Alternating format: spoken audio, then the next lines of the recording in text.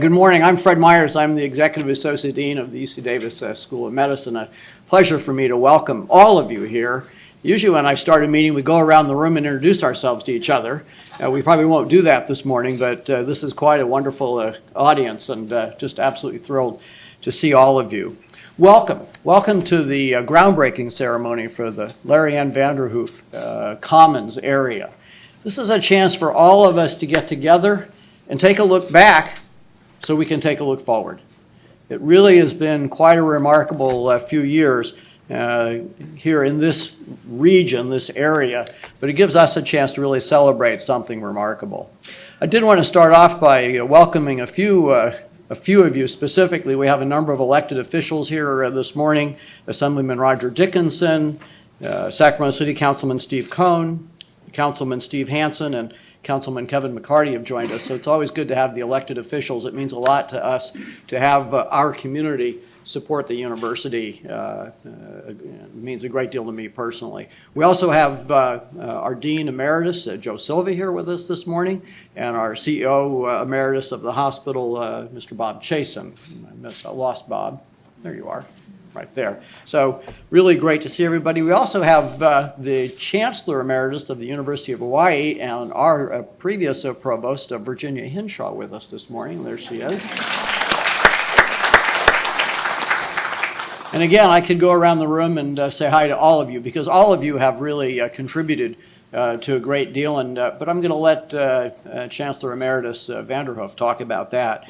It's really a great chance for us to recognize Larry's vision, his passion, his empathy, and as he put together, and think about where we are today. This is really the confluence of three important buildings that were developed with his vision and all of you in the room over his tenure as our governing body, as our provost, and then as the chancellor. You look across the street diagonally and you see our beautiful new hospital and emergency services pavilion, which has been developed over a number of years. We're in this building. This is a very important building that took a lot of creativity and courage and inspiration to bring all of, first of all, the medical school in one place rather than being separated the way we were geographically, brought us together in this building. And how great is it that we also have the Betty Irene Moore School of Nursing in this building under the leadership of my friend and colleague, Dr. Heather Young. Thank you, Dean Young. And we also have the, as you know, the Working Professional Graduate School of Management in this building.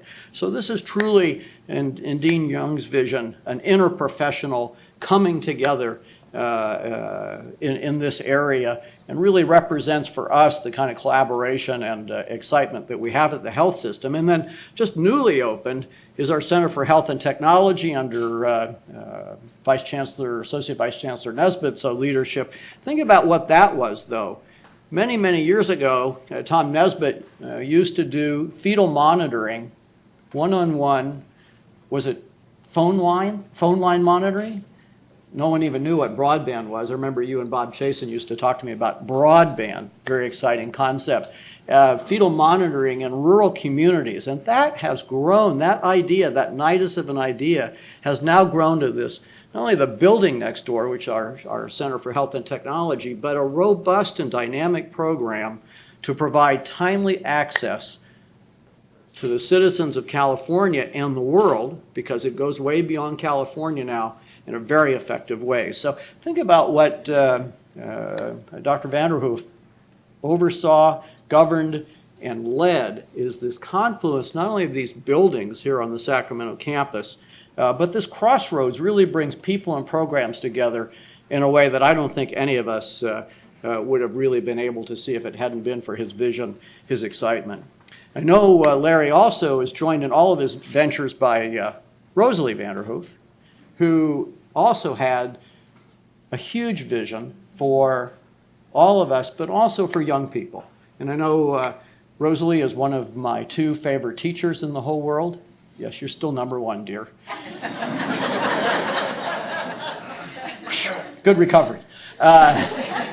But I know Rosalie has her passion for young people, and we've seen Rosalie at her best in the Mondavi Center, where she's really made the arts and culture available to young people in this entire region who would never, ever be exposed to that type of activity, the beautiful, beautiful activities that go on at the Mondavi Center. And I think that is an end to itself, the inspiration that you've brought to that. But you know, that also improves health. We know that young people who grow up with that type of cultural inclusivity, that view of the wider world, leads them to better education. It really is part of how young people in 3rd and 4th grade, I know it's a passion of the chancellors, grow up to have these kind of careers, whether it's in the arts or whether it's in the sciences, and they have a healthier life. They live longer and they live better. So we should never underestimate, Mrs. Vanderhoef, Rosalie, what you do not only for...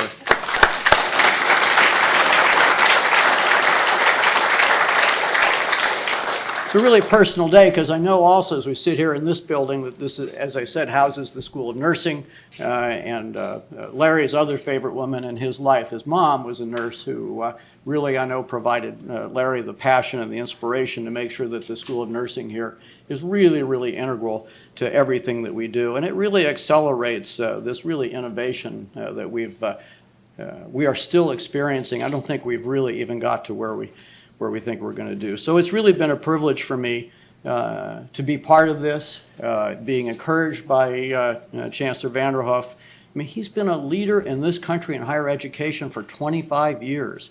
He had the bold vision to do what really, for this country, needed to be done and said in so many ways. He had the pioneering spirit. I mean, you think about, my office used to be on this site. It was a trailer, Dean Silva. You never got me a nice office till this. And it's okay. But that trailer has now been replaced by, not again just the building, but this remarkable confluence of programs and people.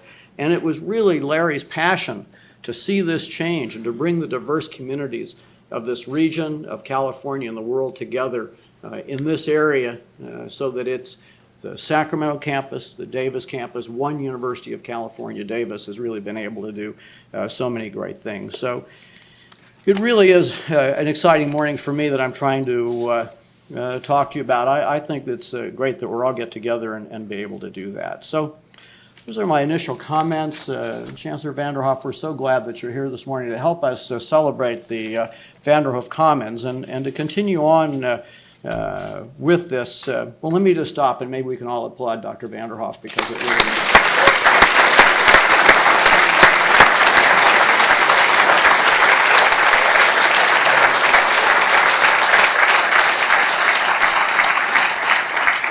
It won't be the only time this morning, Larry. Thank you so much. So it's a pleasure for me now to introduce the person who's, now that I've taken a look back, the person who's taking a look forward for us and pushing us forward, Chancellor Linda Katehu. Chancellor. Thank you, Fred, and thank you all for giving me the opportunity to be here this morning and celebrate Larry and Rosalie for their contributions to UC Davis. And for today, I'm going to be looking back, obviously, as we will try to recite the many things that they both accomplished while they were here. So this university, and one thing that I've learned since I've been here as the Chancellor, is that it is a very young, relatively speaking, university, but one that has been tremendously accomplished. And the accomplishments that I would like to recite that took place over the last 20 or so years, maybe 30 years, were the result not just, of course, of the work of the faculty and the staff and the students, but obviously of the leadership of the institution during that very critical point in its history. This university really became a university, a comprehensive university, in 1959. That was not a long time ago, considering that the other institutions we compete against or work with have been around a lot longer than that. And the challenge with UC Davis is not just that it became a university in 1959, but that it had to fight a long history of dependence, if you like. Even that dependence came at a great cost of quality with Berkeley, that was a very well-known institution for many, many years, the University of California for many, many years. And that is a very difficult task for anyone, to be able to grow in the shadow of a great institution. And the challenge was great. A lot of people came together to create UC Davis because they truly believed in what UC Davis was about, which is education, outreach to the community, and of course great research, especially in areas like agriculture when it started, and of course in veterinary medicine. But then since then, the people who came here and the leadership of the institution was able to see something a lot bigger than just an extension of a great university. They were able to see a great university by itself, moving forward in many ways that made that university very distinct. And when I was looking at UC Davis and considering that for the position of the chancellor, I looked at a number of metrics. You know, metrics is what you can have from a distance. You don't know a lot of things that happen on the campus, but metrics do speak in some ways about the outcomes of the efforts. And I will just recite a few things that took place in the last 30 years that I could go us back into. And of course, this overlaps with 25 years of leadership that Larry provided, 10 years as the provost and 15 years as the chancellor of this institution.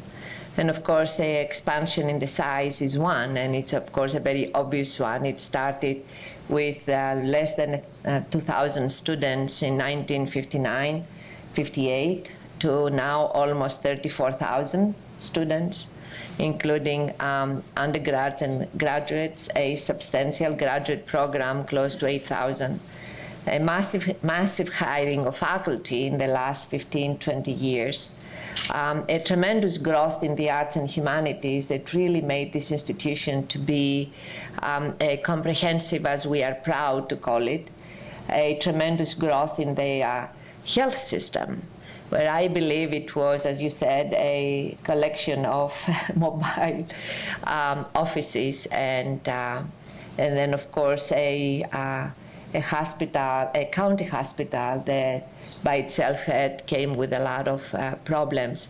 And of course, to see what we see today with these many wonderful buildings, the tremendous quality of care in our hospitals, and of course a tremendous leadership here on this campus, and faculty and staff and students is an amazing contribution, of course, to the city of Sacramento, to the county, but the state and the nation as well.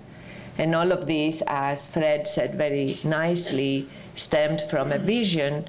And I have to say that Larry's leadership and the leadership of those who were around him drove the university to be where it is today.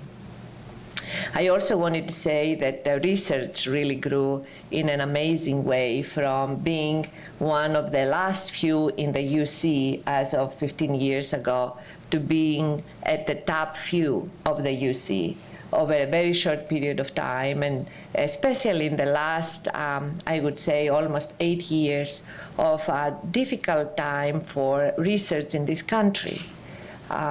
In this year, I have to say, and we have been so worried about sequestration, but yet our faculty did the best that they ever did in terms of writing proposals. It's an amazing thing to see how their productivity has grown, and being so proud for the quality of their work. And of course, these were the faculty who were recruited while Larry was the chancellor. Then, of course, the growth in the programs. We had educational programs across the board. The student cross-cultural community building that we have, which is a pride for our campus and a pride for our students. Every time you speak with our ethnic studies students, they will tell you that this is a place where they feel like home, despite the fact that we still have a lot of work to do in the area of diversity and inclusion. But Larry started that, and of course the principles of community that have made us so unique and so different from the other campuses, because we all remember as community of our values and of what brings us together, and we always, even during the most difficult times, trying to adhere to those values and try to work together for the greater good of this institution. Larry, of course, did wonderful things with the Montavi Center, and of course the quad carry his name and Rosalie's name also within the Montavi in the Vanderhoef, Larry and Rosalie Vanderhoef studio that we have so much enjoyed for the great performances, and we use it very often because it's beautiful and provides such a wonderful environment for lectures and for other celebrations. And of course the quad that has transformed the campus at that on that side. As I was not here, of course, in the past, and I have no vision of how it was, or I have no idea of how it looked before, but my understanding that it looked very different from what it is today. And today it looks beautiful. And of course, the potential of making it even better and greater.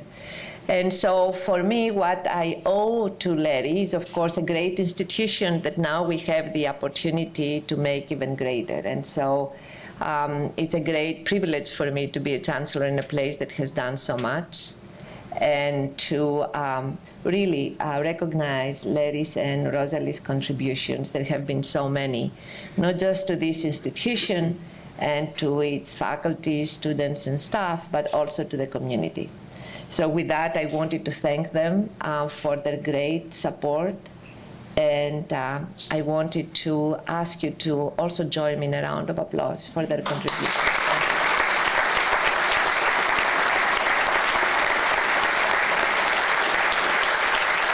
Thanks, Chancellor. We're really on this theme of looking forward because we're able to look back at such a fabulous foundation that Chancellor Vanderhoef and others have set for us.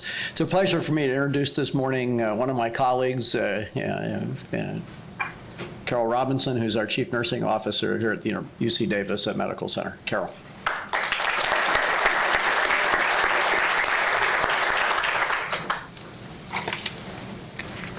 So first of all, it's really a privilege to be here and an honor to be able to speak about my former boss and longtime friend, Chancellor Emeritus Larry Vanderhoef. But I do want to say, Larry, that our former Chancellor Emeritus from Hawaii gave him these to wear today, and then Larry gave them to me, and he told me to wear them, and I always do as I'm told, Larry.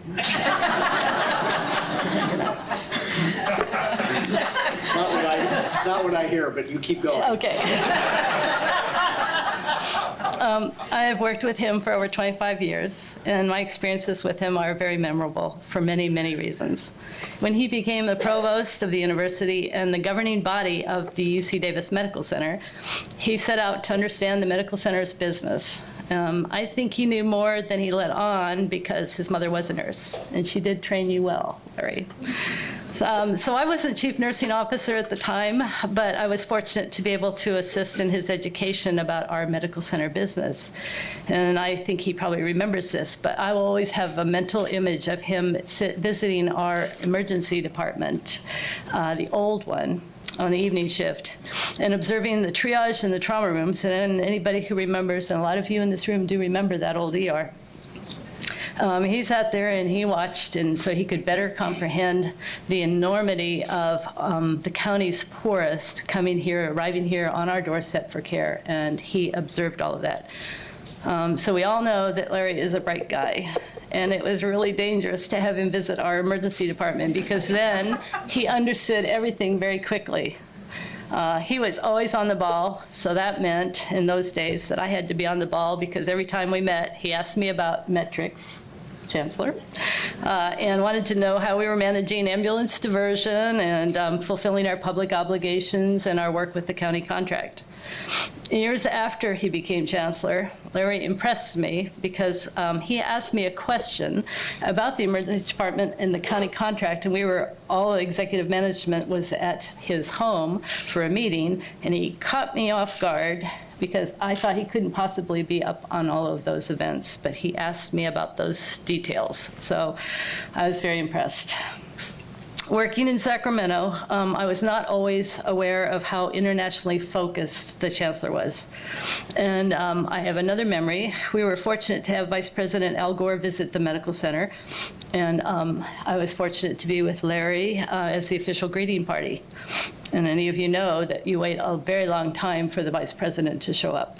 And so while we were there with the bomb-sniffing dogs waiting in the Glass Rock building, he proceeded to tell me about, and very modestly, about his thoughts about the university.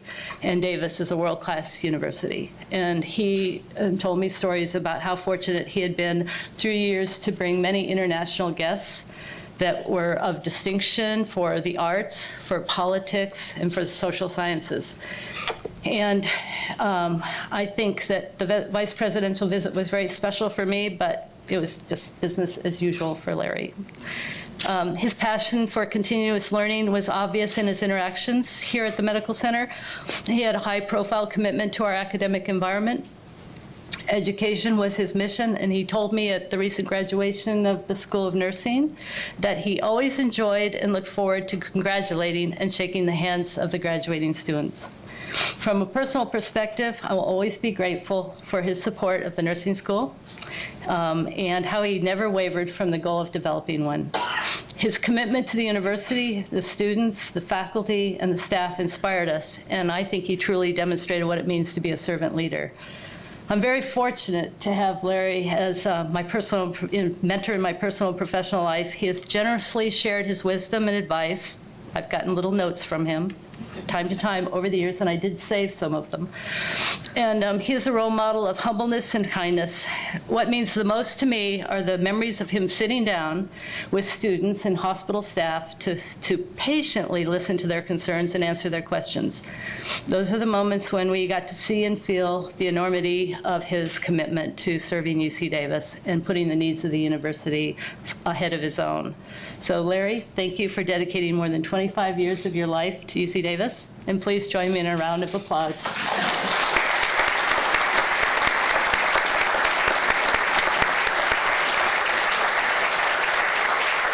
Okay, so I now invite Tom Nesbitt, our Interim Vice Chancellor for Human Health Sciences and our Dean of the School of Medicine, to share a few remarks.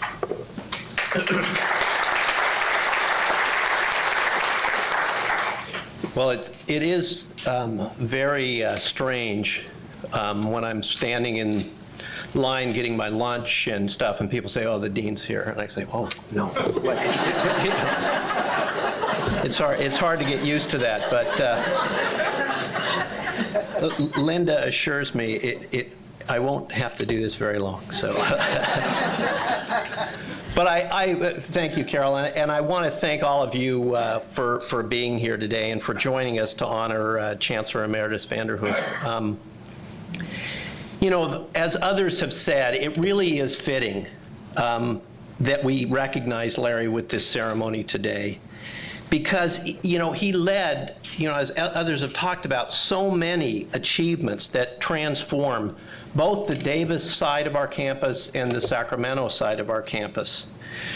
You know, really everywhere you look, you see milestones of the university's evolution under his guidance.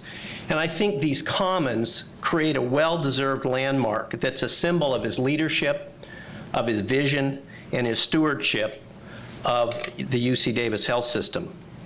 I've been here nearly 25 years. That's hard to believe, but makes me feel old. But during that time, during most of that time, Larry's had a significant role with the health system.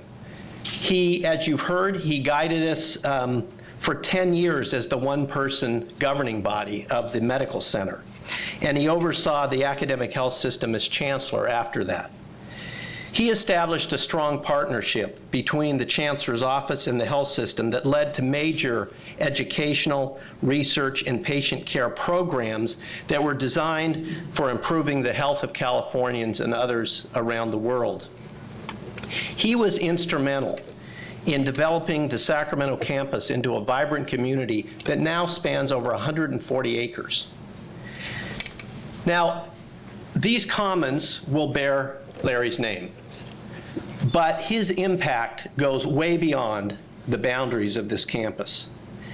Today, there are people throughout the United States and the world that are receiving care from physicians who trained and were educated in our School of Medicine, in our hospital, and in our clinics. Nurse leaders, educators, and researchers from the Betty Irene Moore School of Nursing are helping define the future of healthcare in this nation. And communities all over California, especially underserved communities, have access to specialized care through our telehealth program. Around the world, patients and their loved ones benefit from breakthrough discoveries that are the result of our researchers. And patients right here in Sacramento have some of the best, most advanced care through our state-of-the-art medical center. We're here to honor Larry because he advanced the health system's ability to improve lives and make a difference in the world. But he also set in motion an attitude and culture that continues to guide us today. He always had this excitement for, and he had this confidence in, the health system's ability to lead innovative change that really have encouraged us to do even more than we were doing. He helped create a culture that embraces diversity, respect, and compassion.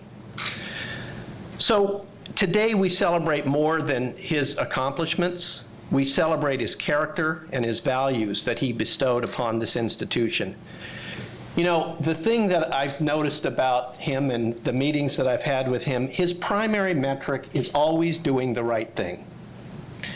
He views everything through a lens of serving the greater good, and he really has served as a role model for a commitment to social responsibility that comes from our institution status as a land-grant university.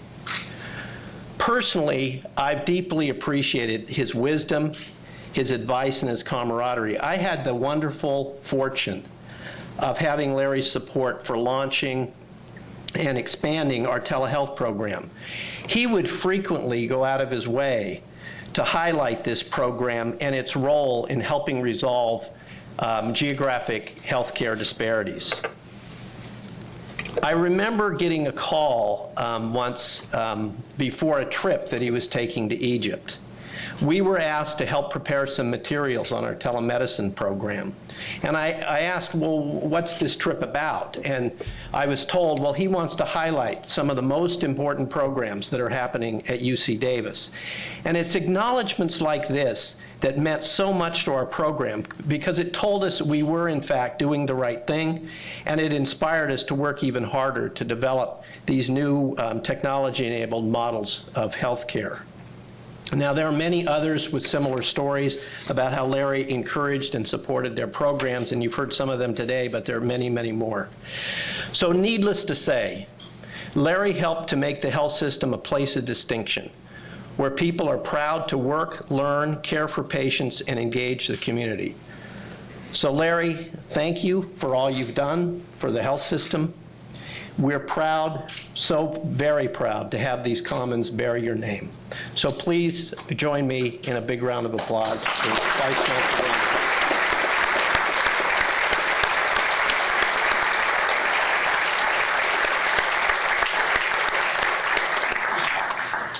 So at this point, I'd like the man himself to come up and say a few words.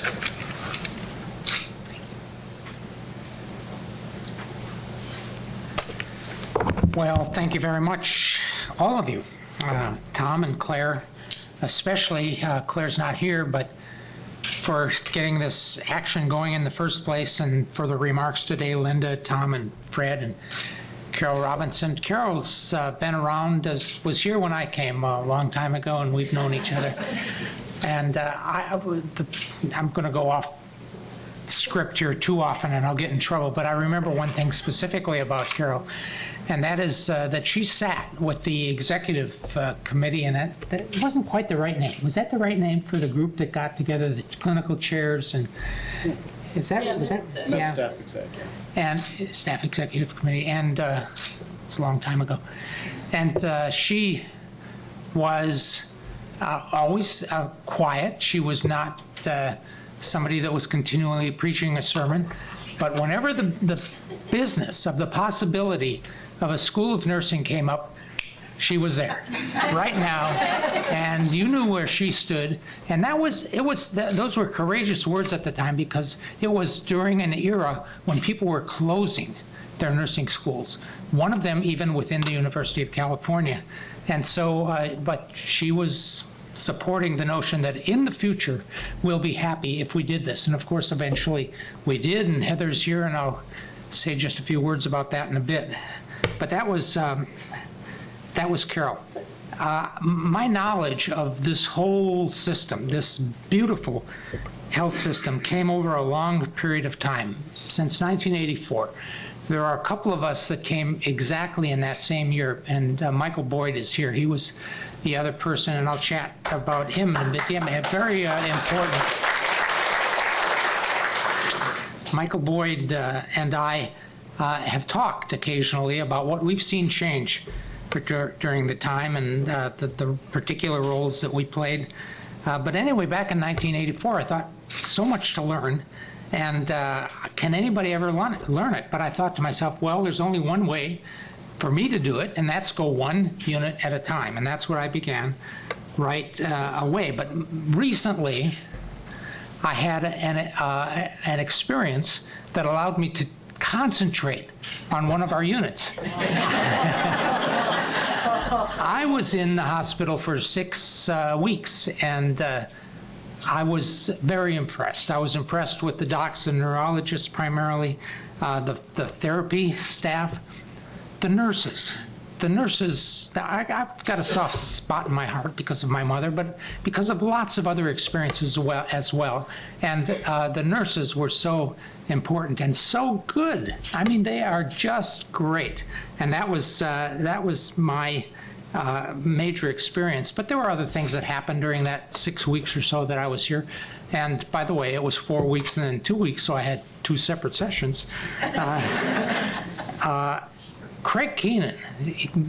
I've been working with Craig Keenan for a long time. He's my primary care physician. He came by regularly, but I can't. Let me just say, I'll mention a couple of other people. Jim Goodnight is sitting right here in the front, and Jim Goodnight came by almost every day. You know Jim Goodnight, right? You know him. You've known him longer than I have known him. I'm pointing at Jackie Bartholomew. And just such a caring person, and was so important during that time. The thing I really liked about Jim Goodnight, I mean, I'm a scientist, and lots of people here are, and one thing you really look for in a good scientist is somebody who's able to say, I don't know. I don't know, but I'll look it up for you. I'll get back to you on that. And that's how it was with Jim. Jim would say frequently, when I would ask him a question, he said, well, this isn't my field, but I can find out for you. But when he knew the answer, he was right there and tried to make sure that you were comfortable with the world you were in. So, so many things to say about that period of time. Maybe I'm writing a book right now. Maybe it'll be a new chapter in my book. We had, at that time, Hibbert Williams and Frank Loge and Joe Tupin and a bunch, and a whole group of young chairs and young faculty. And their minds were open and scrambling, and just Mike Chapman, who's here, and Rick Cole, who's now in St. Louis, people that really thought in new and different ways and that were so important. Fred Myers, an excellent, probably the best example that I can think of somebody who knew that medicine is just more than the science of medicine, that there has to be some recognition of the person. And Fred Myers does that better than anybody I've ever known. Cindy Contreras is here. Cindy Contreras and I have worked together. In fact, when I got sick a while back, Cindy Contreras and I had a contest going. 23 years, is that right? 23 years. Neither of us had missed a day because of illness. I mean, we worked if we were able to work, and we worked and we worked, and we worked hard. But then the day came when I didn't show up. I actually was in that day, but then I said, opened the door a bit, and I said to Cindy, I'm going home. And 16 hours later, I was in the hospital, and so she won this. We never. Fortunately, there was no big money involved, and she still hasn't missed a day, so she's carrying on doing it. But the way that the place has started, and the thing I want to mention is that Cindy's mother, during the last moments of her life, during the last, I don't know what it was, years or weeks, she had Fred Myers as an advisor and as a physician. And Fred did more for her than all of the physicians could do, because he made her realize that she was a real person and that she had real problems, and he understood those problems. Fred Myers just really has made a difference for literally hundreds and hundreds of people. That you run into lots here at the medical center, and it was always very important to me. I'm going to skip around a little here, but let me talk about the Heather and the School of Nursing. School of Nursing, often one hears the gasp of amazement when one talks about the School of Nursing, because we kept it pretty much a secret up to the very announcement what was going to happen. And as Heather and I remember very well, what was going to happen is that there was Ed Penhote, it was the chair of the Moore Foundation at that time, and he and our dean at the time, Claire Pomeroy, served on a committee in common. And it was the CIRM. California Institute for Regenerative Medicine. California Institute, I knew that. California Institute of Regenerative Medicine, CIRM. And they served on this committee together, and they became friends. And so that they had their lives, Claire here, and he elsewhere as well. He happened to be the chair of the Moore Foundation. For those of you that don't remember about the Moore Foundation, Intel, and one of the founders of Intel. So this was a wealthy foundation.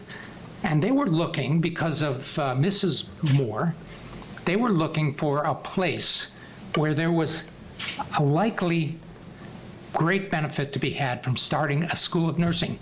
Re-enter Carol Robinson, remember the School of Nursing. And it was clipping along fine, except we needed the money to develop this school the way we thought it should be developed, which was quite different than the way most people were thinking about it.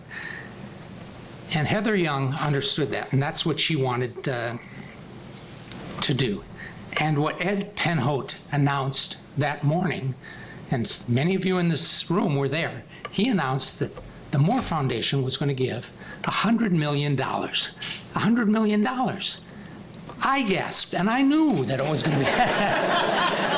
It was a wonderful, wonderful gift, and it's given Heather a great start on getting this going. It wasn't the only time that the university had received a multi-million-dollar gift, although we were young and just getting started, and so it wasn't a common thing for us. It might have been common for UCSF and UCLA, but it wasn't common for us. It just wasn't common for us. But there was another circumstance earlier on where we received a multi-million-dollar gift. And Mike, I want to mention this because Mike, I saw Mike Chapman here. Yeah, there he is. He's back there. And Mike Chapman made a big difference, because Mike Chapman, he wasn't somebody that was about the business of figuring out what the area was that people were going to give money. He was about the business of trying to come up with the right solution to whatever problem the person might have. Well, one of the people in the world that had a problem that Mike Chapman could relate to at that time was Larry Ellison. If you don't recognize that name, Larry Ellison was then and still is today the CEO of Oracle Corp. He was a jock, to say the least. Right now, he's the one that's sailing the best boat in America's Cup. And I think they're now down to 4, and they're all dropping out because he's so good. Well, Larry Ellison had a problem at that time. He had an arm that was stuck, as I recall. It had broken, it was in a bicycle accident. He broke his arm, and it was badly broken, so it was stuck, and it wasn't moving. And the docs had said to him, you're just going to have to figure out how to live with that arm. And then he was watching TV one day, and the most famous quarterback of the 49ers. Joe Montana. I knew that too. I know all this stuff. It just comes late. Joe Montana had been talking about a doc that he had known, and this doc, it seemed to Larry Ellison, might be somebody that could help him out. And so he went to Larry Ellison, figured out what this doc did and how he did things differently, and that was back when they were breaking bones to save limbs.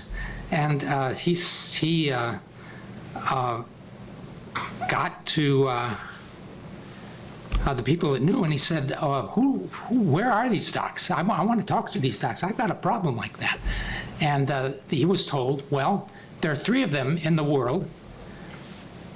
One is at Mass General, one is in Switzerland, Basel, and the other's in Davis. And he said, great, which one is closest? We weren't as well known then as we might be. And he was told Davis, and it was Michael Chapman. I may be adding a little bit to this, Michael. You forgive me. So he came and chatted with Michael Chapman, and Michael Chapman said, well, I can fix this, but I'm probably going to have to break your arm and break it again and break it again during the course of its healing. And that's what he did. And not long after he was completely healed, or I thought completely healed, he said it's 98% better. He never did tell me what the 2% was, but it was 98% better. So that arm that was stuck at a right angle was fixed by the surgeries that were done at the time under the direction of Michael Chapman. That made a difference to Larry Ellison, and so as I said, that was another one of these gifts, these multi-million-dollar gifts, and I think he ended up giving $5 million to the university that went to various purposes, like their 4 endowed chairs, and it's helped develop the Ellison Center for Musculoskeletal Research, and so on. And so that was Larry Ellison. And in fact, if you haven't seen his picture and you happen to be visiting the primary care center, there's his picture. You can find out what he looks like. It's right there. Another person in this same vein, Tom Nesbitt mentioned that I was interested in the work that he did early on. Now, the work that he did early on at that time was felt that it couldn't go very far, that we just didn't have the technology to take telemedicine, now called telehealth, as far as one might guess. And nobody believed that it was going to be good. They didn't quite realize that there was going to come a time when we could see around the world. But that was not how Tom Nesbitt saw it. And it's certainly not how I saw it after talking with Tom Nesbitt. It's the thing about good ideas. You don't have to have them. You just have to listen. Listen, listen, listen. Because you're surrounded by bright people like all of you here in this room. And you just have to recognize when those ideas come along and then give the support that's needed. So Tom Nesbitt saw a future that not many people saw. And he's right. Very early on, when it was trying to develop, I did go around. And one place we went to was Colusa County. And we were there just to demonstrate telemedicine. It was an interesting time, a very enjoyable time. To be sure, because we had all the technology was there, and how people in hundreds of miles away could talk to people here to find out what they should do next, and it was very interesting. But the thing I will never forget was after it was over, and we were just kind of talking amongst the crowd that was there. And there were 3 mothers. Turns out there were 3 mothers of young children. They were waiting, and I could see them. They were always kind of on the edge of the conversation I was having. And finally, there was a chance for them to come up. 2 of them were crying, and 1 not, but they all had the same tale to tell. And that was that they could have their babies near their home, near their relatives. They didn't have to drive 40 miles here, which was a long ways for them. They could have their babies right at home. And the reasons had to do with telemedicine and what telemedicine could do at that time. And it probably shouldn't have been a convincing experience, but it was. It was for me. I thought, if this can work this well for these 3 mothers, surely there must be thousands of people out there that for other reasons are going to be thankful. And I think that's been true because, of course, the technology has developed, and all I had to do was to make sure that when people were wondering about whether they should keep putting money into Tom Nesbitt's program, all I had to do was say, yes, that's one that we want to support.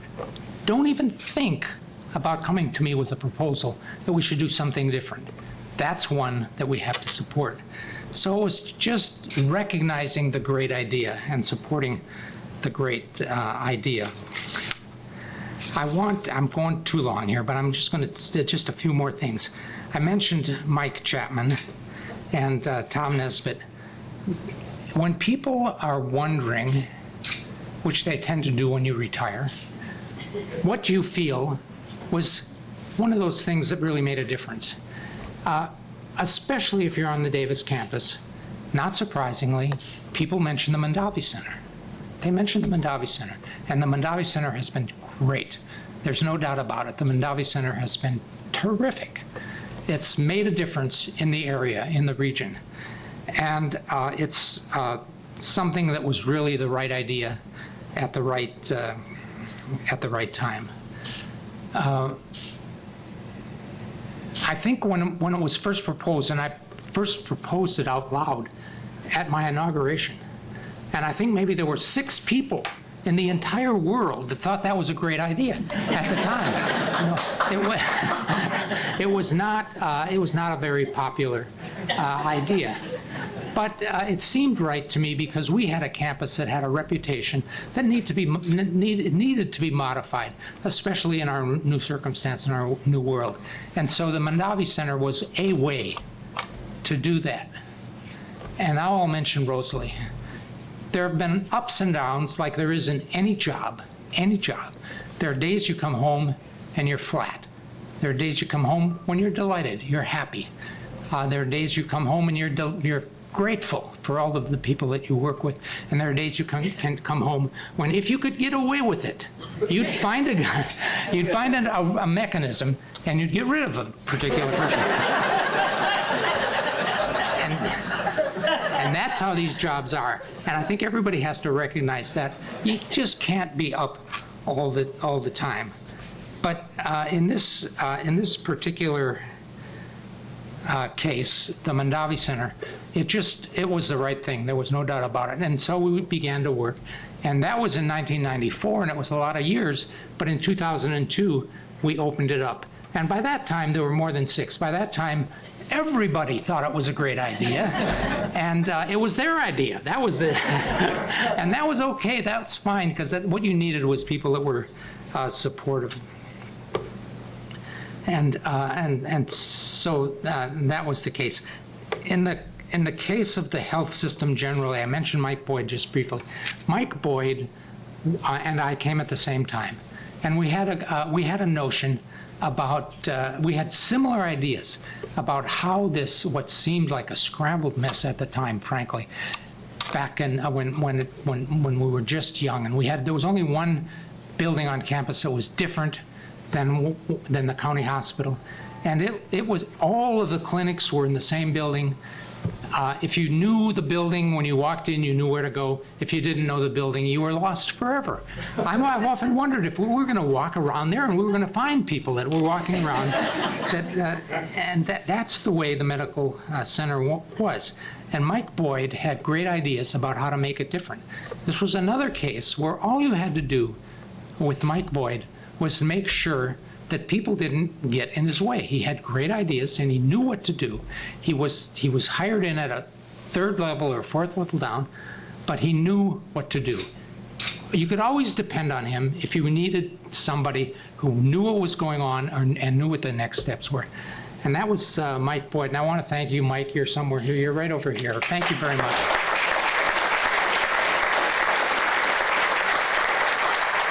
I always felt like Mike Boyd deserved much more credit than he was getting. Thankfully, most everyone understood that Mike Boyd was doing a good job, and so for the most part, he got the credit that he deserved. As I look around, every face here stirs up a story about I mentioned Jim Goodnight before. One of the best actresses that I ever, and I'm glad you're here as well, because I know I've told you this before, but she was, I don't know how old she was. She was a high school. These were high school plays that she was in.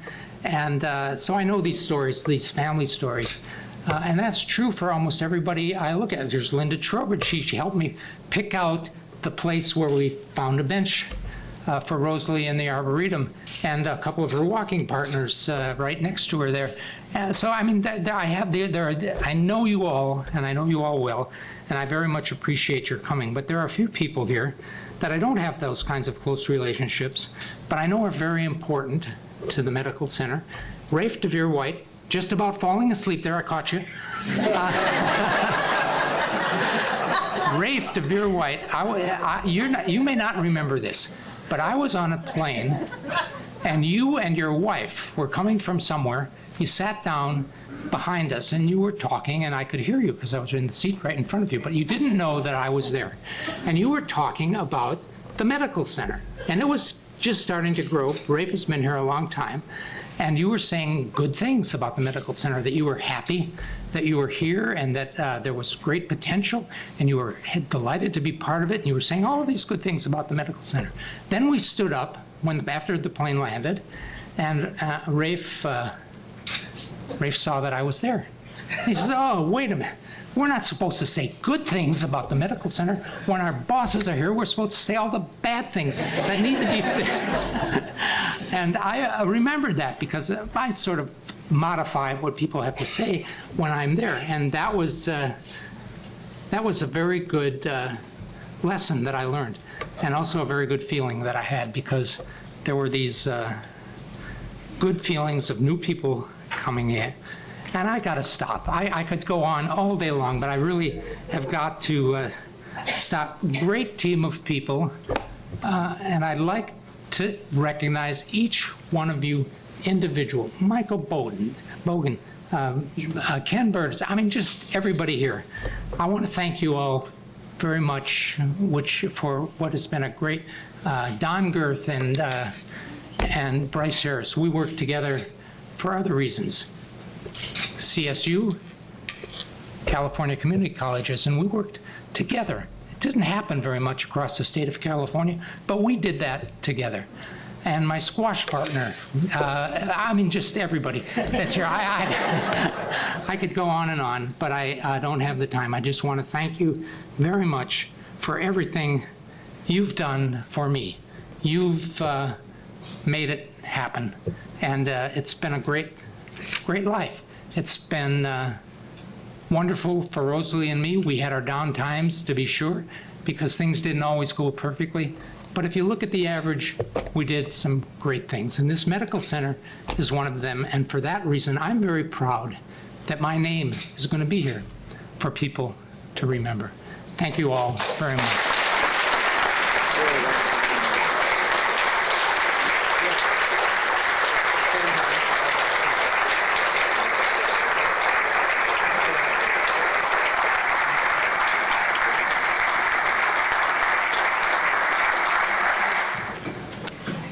Thank you, Chancellor Vanderhoef. What wonderfully generous comments, so typical of who you are, and talking about all of us and not about yourself. That means a great deal to everybody in the room, and it really sets the tone for who we are every day. Well, so now, with common sense aside, we're going to go outside and throw some shovel some dirt for a couple of minutes, and then we're going to come back inside and have refreshments. So we're going to go right out the door a little bit to the left. Is that right, Kathy? I'm right out the door, out the front door to the left. There's a little canopy there, and we will dig dirt and break the ground.